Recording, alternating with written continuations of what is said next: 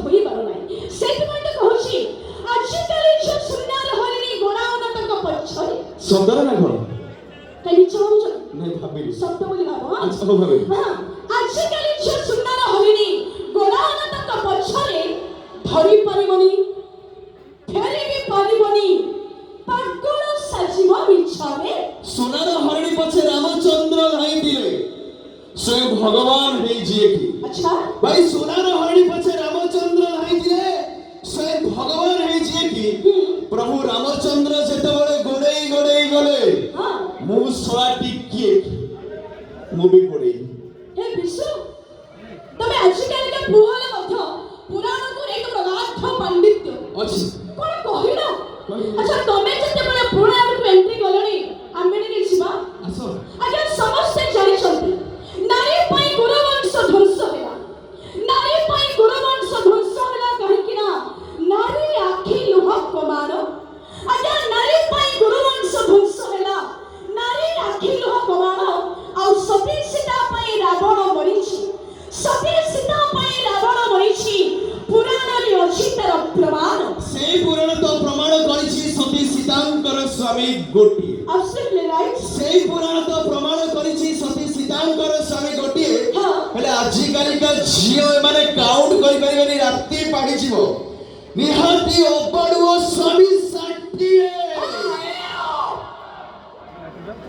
Doctor ପୁଅ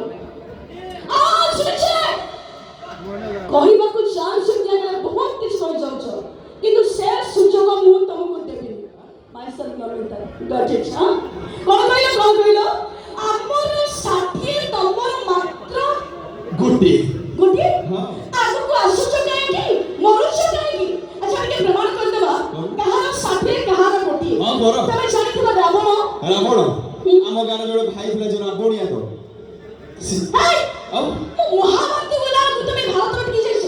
ଆରେ Ramayana Ravana. Right. Okay. ରାବଣର କେତେଟା ମୁଣ୍ଡ ଥିଲା? ରାବଣର 10ଟା ମୁଣ୍ଡ ଥିଲା। 10ଟା ମୁଣ୍ଡରେ କେତୋଟି ଆଖି ଥିଲା? 20ଟା। क्या बात है ବିଶ୍ୱଜିତ, ମାନିବାକୁ ପଡିବ। ମ୍ୟାଥମେଟିକ୍ସ ଭଲ ହଉଥିବ, ସାଙ୍ଗେ ସାଙ୍ଗେ ବସିବାକୁ କହୁଛ ନାଇଁ?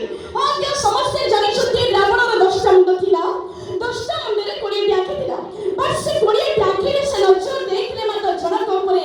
ସୁଇଟା ପ୍ଲିଜ ତମକୁ ନାଇଁ ନାଇଁ ମାତି ସିତେ ମୁଁ କିଏ? ତମେ ନମିତା। କଲ୍ ନମିତା ମି। ଓକେ କଲ୍ ମି। ନମିତା। ହଁ ଆଜ୍ଞା ସମସ୍ତେ ଜାଣିଛନ୍ତି ରାବଣର 10ଟା ମୁଣ୍ଡ ଥିଲା, 10ଟା ମୁଣ୍ଡରେ 20ଟି ଆଖି ଥିଲା, 20ଟି ଆଖିରେ ସେ ନଜର ଦେଇଥିଲେ ମାତ୍ର ଜଣଙ୍କ ଉପରେ। ସେ ହଉଛନ୍ତି ମାତା ସୀତା। କିନ୍ତୁ ତମେ ହଉଛ ଆଜିକାଲି ଅଲଗା ଟୋକା। ତମର ଗୋଟିଏ ମାତ୍ର ମୁଣ୍ଡ, 2ଟା ମାତ୍ର ଆଖି, କିନ୍ତୁ ତମେ ନଜର ଦଉଛ ଏକାଧିକ ନାରୀଙ୍କ ଉପରେ। ହେ ନା ମିଛ କଥା। ମିଛ ମିଛ କଥା, ଖାଲି ମିଛ ନୁହଁ, ଡାହା ମିଛ ଆଜ୍ଞା। ମୋ ଆଇ ବିଦ୍ୟାଳୟ ଖାଇ କହୁଛି ଝିଅ ପିଲା କୋଉଠି ବସିଛନ୍ତି ମୁଁ ଦେଖିନି। ଦେଖିନ ନା ବୁଲି ପଡ ଓଇ ଦେଖିନିଅ। ଏତେ ସୁନ୍ଦରିଆ ସୁନ୍ଦରିଆ ଝିଅମାନେ କେଉଁଠି ବିହୁଟି ବସୁଛନ୍ତି, କହୁଛି ମୁଁ ଦେଖିନି। ତଥାପି ମୋ ନଜର ଯାଉନି। ମାନେ ମୋ ନଜରଟା କେବଳ ତମରି ଉପରେ।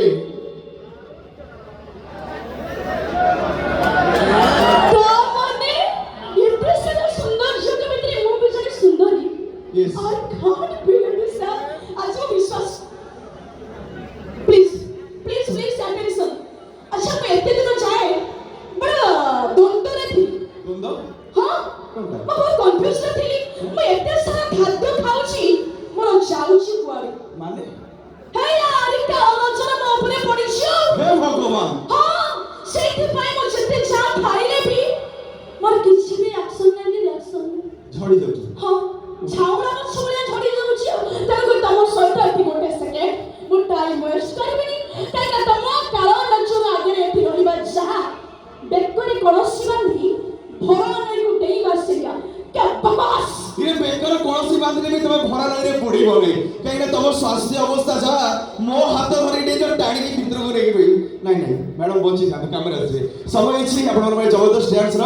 କିଏ ବି କଥାଟାକୁ ଦେହକୁ ନେବେନି, କୌଣସି ନାରୀକୁ ଅସମ୍ମାନିତ କରିବାର ଉଦ୍ଦେଶ୍ୟ ଆପଣମାନଙ୍କର ମନ ମଞ୍ଜୁର କାର୍ଯ୍ୟକ୍ରମ ସମୟ ହେଇଛି ଆପଣମାନଙ୍କ ପାଇଁ ଜବରଦସ୍ତ ଡ୍ୟାନ୍ସ ଦେଖିବାର, ଯୋଉ ଡ୍ୟାନ୍ସର କୋରିଓଗ୍ରାଫ ଷ୍ଟାଇଲ